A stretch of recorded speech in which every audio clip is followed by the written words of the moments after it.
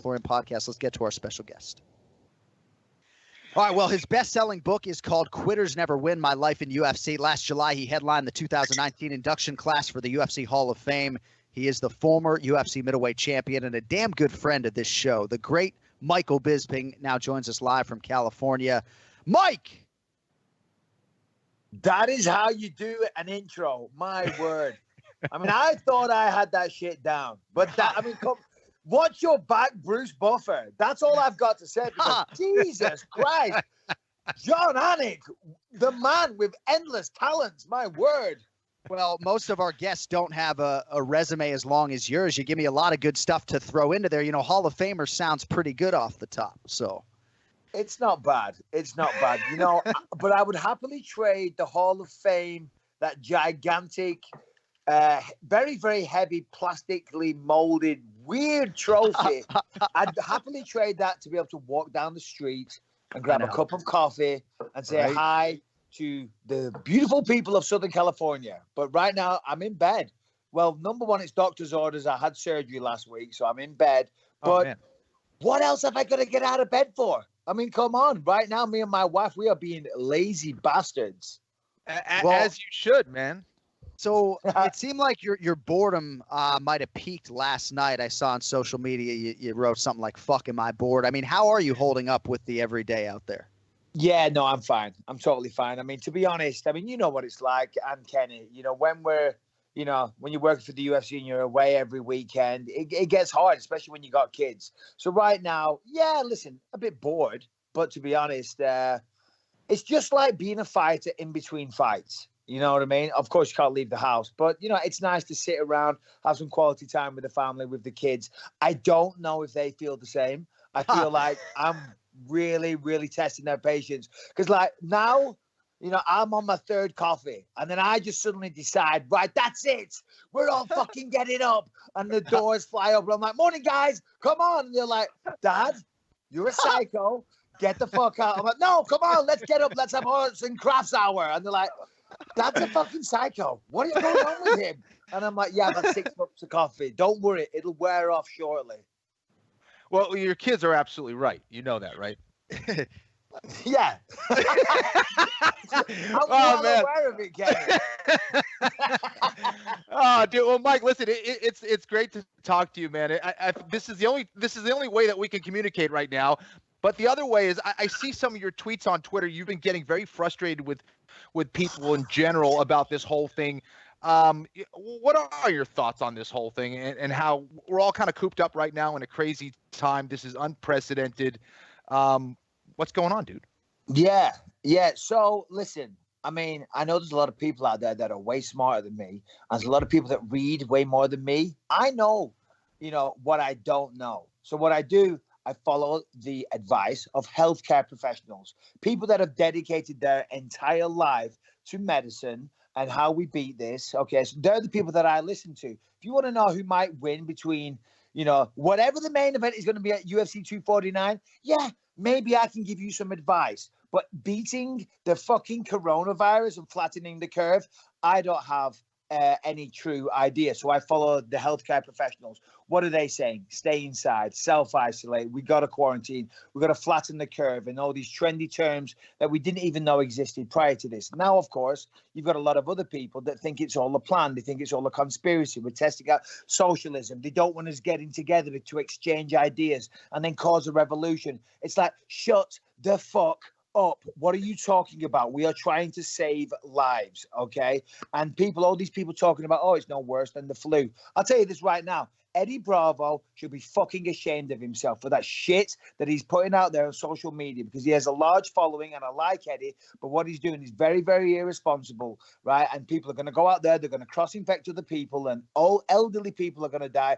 The weak are going to die. And I know I sound like I'm scaremongering. I've been watching too much CNN. I'm listening to healthcare professionals. And these people that go against the grain and they say otherwise, yeah, as of right now, I've got no respect for them. They're really pissing me off. That's what's probably been most disappointing, surprising, and frustrating is seeing all the conspiracy theories between 5G and Bill Gates trying to get everyone vaccinated with some secret, coding material that's going to get them killed later on. It's just it's sad, man. It really is confusing times right now, just with the internet, and anyone who wants to get any kind of information to validate whatever conspiracy theory they have, they can go and find it on the internet and get a little bit of information. Go, see, this is what's happening out there. Yeah, for sure. Like, just for example, this morning, and I shouldn't throw him under a bus, but that's what I'm gonna do. Sean Strickland from the UFC, right? I see him on Instagram this morning. He puts an Instagram post. Oh, they're handing out citations to people watching the sunset on the beach. Hitler would be very proud of us all right now. And I'm like, Jesus Christ, that is not what's going on. They're trying to save us all. Okay, well, not save us all, but save the weak. They're trying to, they're trying to protect the healthcare system. If we all get sick, that's what's going to happen. Yeah, a lot of us will survive and we'll just be fine. But there will be a systematic failure throughout the entire the healthcare system, and to have a knock-on effect to everything. It'll just be absolute madness out there. As I say, the hospitals will collapse, and then people start getting crazy. People that have cancer, diabetes, people that have regular need for medicine, they won't have access to what they need. Then they start getting desperate. Next minute, there's a problem with the supply chain in the supermarkets. Then motherfuckers are buying guns around the corners, which they are right now, which I don't quite understand how we're going to kill a virus with a fucking gun. But nevertheless, yeehaw! Let's go, America. Oh, man, that's a lot to unpack. So you and I were scheduled to work the Columbus, Ohio show on March 28th, and thankfully that card went away and that decision was taken out of our hands. But as we sit here on April 6th, Dana White said last night on Twitter that he's going to announce the full fight card for UFC 249 at some point today. How do you feel about the UFC potentially putting on a live event 12 days from right now? John. How dare you put me in such a position? Well, hey, how do you feel about me potentially going to work that event, right? Because my wife is ready to kill me. I'm certainly conflicted. But I do believe, Mike, my thesis statement in some part on this has been that eventually, if you're a traveling worker and you do live events, you're going to have to rip the Band-Aid off. I don't know if it's going to be June 1st or May 1st, but I mean, I don't want to leave my family and potentially not come back to them. No. And I'm certainly not being forced to work, but it's not just the easiest decision that a lot of people seem to think it is for me. That's all.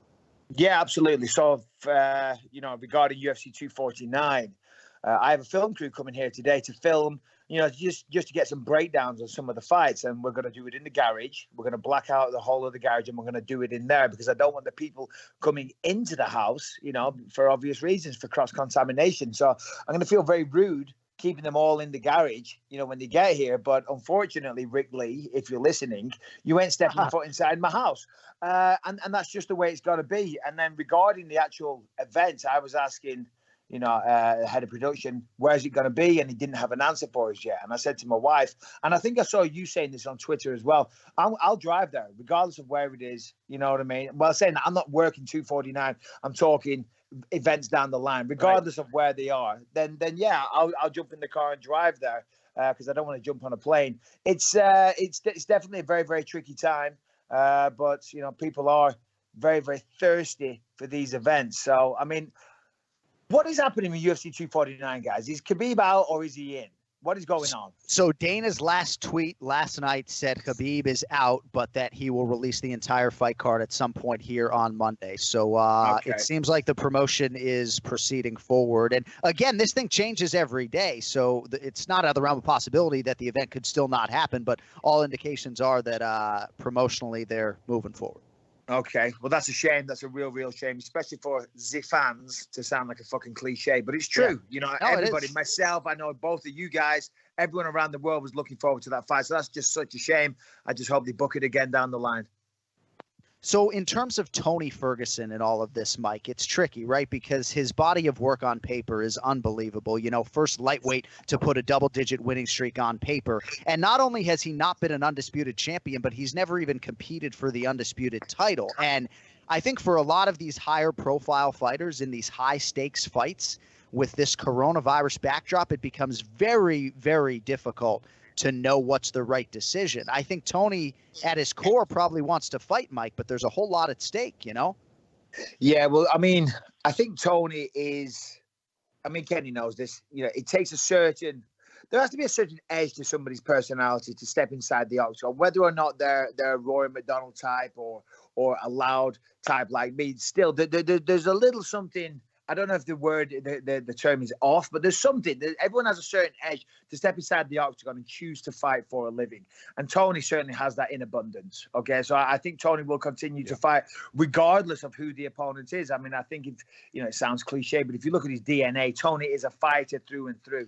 And if you just look at the way that he fights, a lot of his fights, they don't go his way, but he ends up getting the finish. I mean, look at the fight against Kevin Lee, tough first round, but he always turns it around. He always finds a way to win.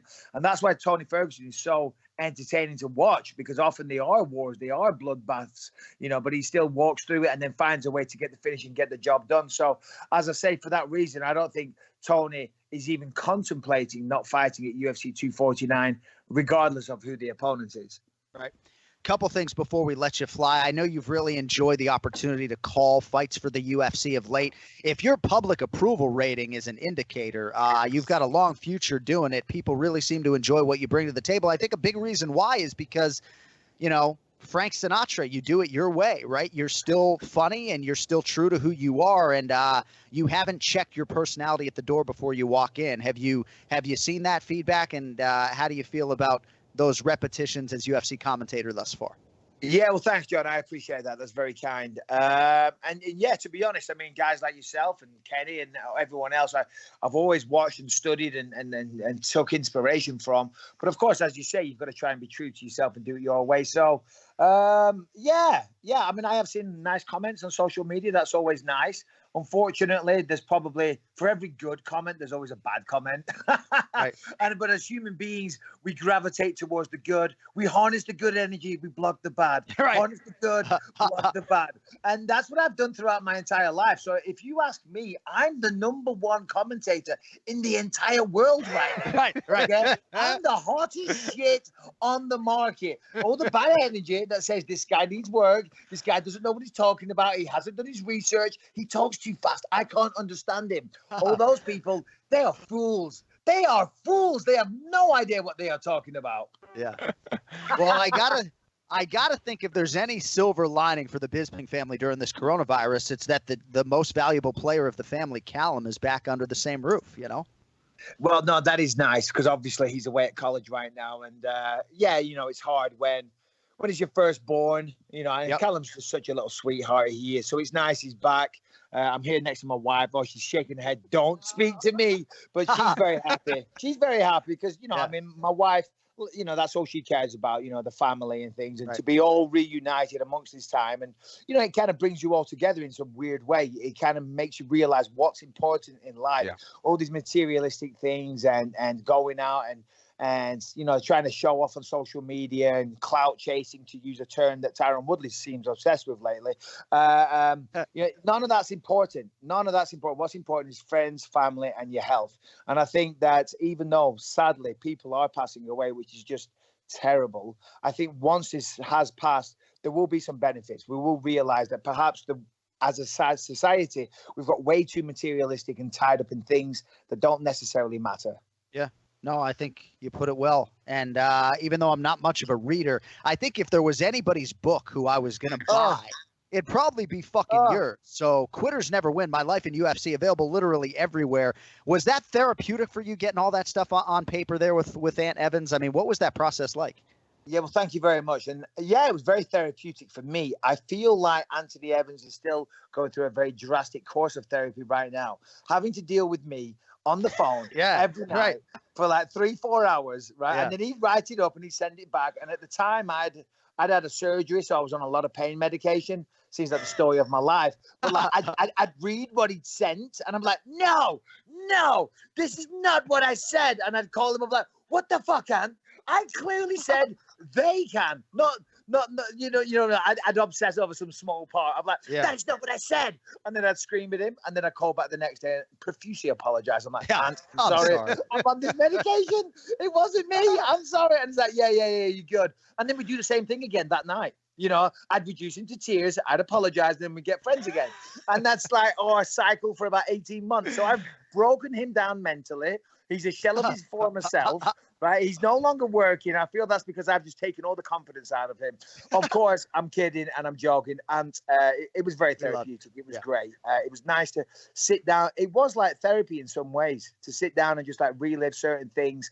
But yeah, no, Anthony did a fantastic job. Now and again, you know, I have a couple of copies lying around the house. Now and again, I'll just randomly pick it up and see something, and then I think, wow, he did such a great job in writing it. Kenny, I see you with your hand up at the back. What did you say, Florian? Yes, I was gonna ask, when's the documentary coming out, man? That's right. Hey, first and foremost, let me tell you, Kenny, wow, you are awesome on that documentary, right? You come out with some powerful lines, my friend. Oh, cool.